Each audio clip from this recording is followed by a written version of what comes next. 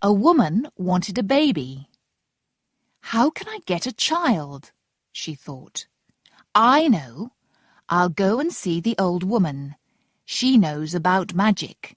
She can help me." She went to the old woman's house.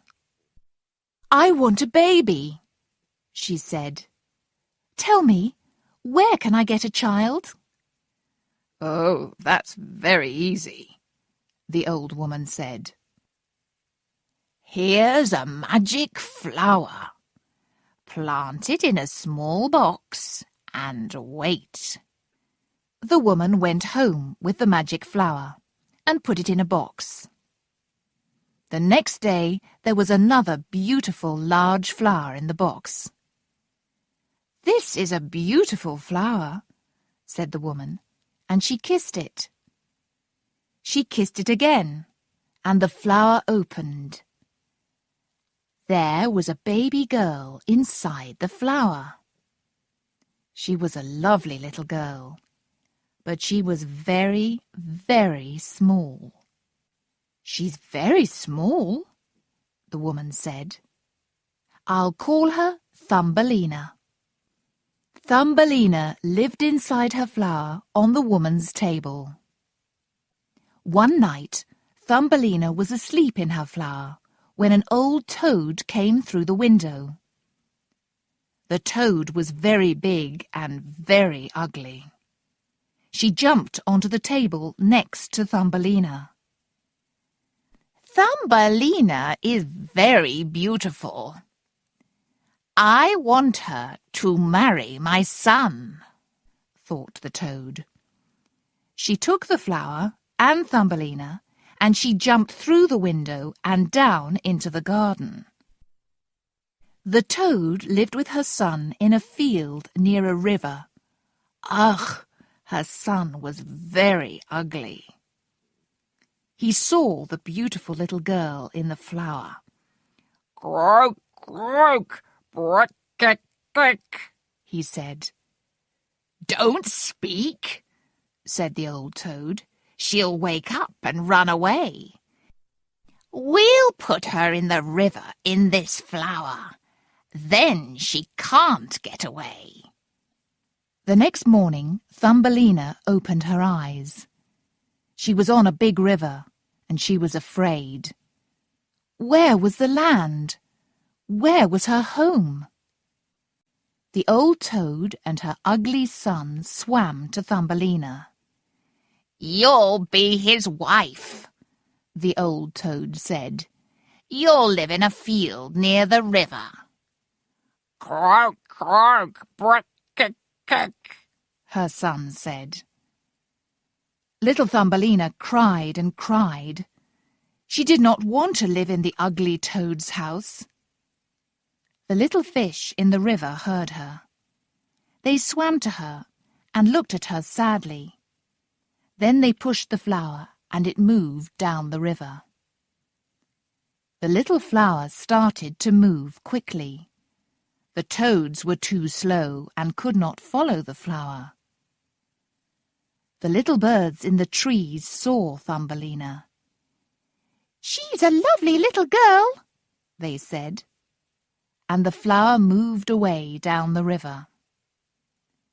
A big beetle saw Thumbelina on her flower. He caught her and took her up into a tree. Then he sat with her in the tree and gave her a flower. "Eat this," he said. "I like you. You're not a beetle, but you're very pretty." The other beetles wanted to look at little Thumbelina. "She's only got 2 legs," they said. "She's very ugly. Is she a little girl? Girls are very ugly." The big beetle looked at Thumbelina again. "My friends think she's ugly," he thought. "She is ugly." He took her down from the tree and put her on a flower. Poor Thumbelina cried and cried. "Nobody likes me," she thought. "They all think I'm ugly." Poor Thumbelina lived in the great wood for a long time. She had no friends, and she slept under a flower. It was winter, and the days were very cold. The birds started to fly away, and the flowers began to die. Then it started to snow. There was a big field near the wood. Thumbelina walked into the field, and she came to a very small house. It was the home of a field mouse. Thumbelina stood at the door. "Poor little girl," said the field mouse. "You're sad and cold. Come into my house and eat some food." The field mouse liked Thumbelina. "You can stay with me through the winter," she said. "But I want you to tell me stories. I like stories." Every day Thumbelina told the field mouse a different story. Then one day the field mouse said, "My friend's coming to my house. He's very rich, and he's got a big house. Marry him, and you'll be very happy." But Thumbelina did not want to marry the mouse's friend. Her friend was a mole. "He's very rich and very clever," said the field mouse, "but he doesn't like the sun. He lives under the ground. He never sees the beautiful flowers." The mole came to the house and saw Thumbelina. He wanted her to sing for him. He heard her singing and he liked her. But he said nothing. He was a very quiet mole. The mole made a little road from his house, deep under the ground, to the field mouse's house. One day, Thumbelina, the field mouse, and the mole walked down this road. Thumbelina saw a bird near the mole's house. "That bird died because he was cold," Thumbelina said. She was very sad. She loved little birds. "Who wants to be a bird?" the mole asked. "A bird says tweet, tweet all day and flies up in the sky. But in winter it's very cold. Then the birds die." Thumbelina said nothing. The field mouse and the mole walked down the road, but she stayed with the bird. She kissed it. That night Thumbelina could not sleep. She got out of her bed and took some flowers to the bird. She made a bed from the flowers. "I'll make him warm," she thought. Then she sat down next to him. But the bird was not dead. He opened his eyes. The next night she went to the bird again. He was not dead, but he was very ill. He opened his eyes again and looked at Thumbelina. "Thank you, pretty little child," the bird said. "I'm warmer now. Tomorrow I'll get up and fly into the sky again." Thumbelina said, "Don't go. It's very cold. There's snow everywhere. Stay in your bed. I'll bring you food and water." The bird stayed there for days, and Thumbelina brought him water in a flower and some food. She did not tell the field mouse and the mole about the bird. One day it was warmer. The sun came out and the bird got up. "Look at the beautiful sun," he said to Thumbelina.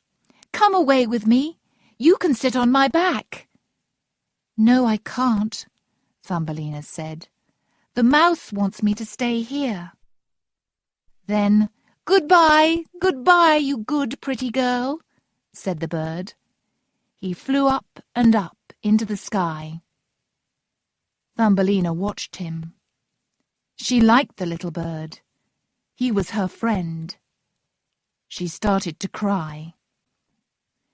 "Tweet, tweet, tweet, tweet," the bird sang, and flew up and up. Thumbelina could not see him now. "You're going to marry the mole, Thumbelina," said the field mouse. "He wants you to be his wife. You'll be very happy. Start work and make some beautiful clothes." Thumbelina worked hard. Every night the mole visited her. "Next month it will be cooler. Then I'll marry you," he said. Every morning Thumbelina went outside and looked at the sun. "It's beautiful," she thought. "I don't want to live under the ground. I'll never see the sun again. And I want to see my friend, the little bird." "I can't marry the mole," she told the field mouse. "You will marry him," said the field mouse. "Marry him, or I'll hurt you with my white teeth." One day the mole came to the field mouse's house. "Today you're going to marry me," he said. Poor little Thumbelina was very sad. She went for a walk. "Goodbye, sun," she said. Then she heard a wonderful sound. Tweet, tweet, tweet, tweet. Her friend, the bird, came down out of the sky. "I don't want to marry the ugly mole," Thumbelina cried. "And I don't want to live under the ground. I want to see the sun." "It's nearly winter. The days will be cold again," the bird said. "I'm going away to a warm country. Come with me. You can sit on my back. We'll go away from the ugly mole, over the mountains, to a wonderful country with lovely flowers." "Yes, I'll come with you," Thumbelina said, and climbed onto the bird's back. Then the bird and Thumbelina flew up into the sky, over woods, across the sea, and over mountains. They came to a warm country. It was never cold there, and the sun looked bigger. There was fruit on the trees, and there were lovely flowers. Happy children played in the gardens. They stopped at some big trees near a wide river. "My home's in those trees," the bird said. "But you can't live in a tree. You'll have to live in a flower. Look at those beautiful flowers. Tell me, which flower do you like? I'll put you down on it." The bird flew down and put Thumbelina on a beautiful white flower. There was a little man inside it. "A little man or woman lives in each flower," he said. "I'm the prince of the little people." "He's very beautiful," said Thumbelina to the bird. The little prince was afraid of the big bird, but he looked again at Thumbelina, and he felt happy. She was very, very pretty. "What's your name?" he asked her. "Thumbelina," she said. I will marry you," said the prince. "I'll make you princess of the flowers." "Yes, yes," cried Thumbelina. A little man and a little lady, a little boy and a little girl came out of every flower. Everybody was happy. "Thumbelina is an ugly name for a pretty girl," the prince said. "We'll call you Maya." So Maya and the prince lived happily with their friends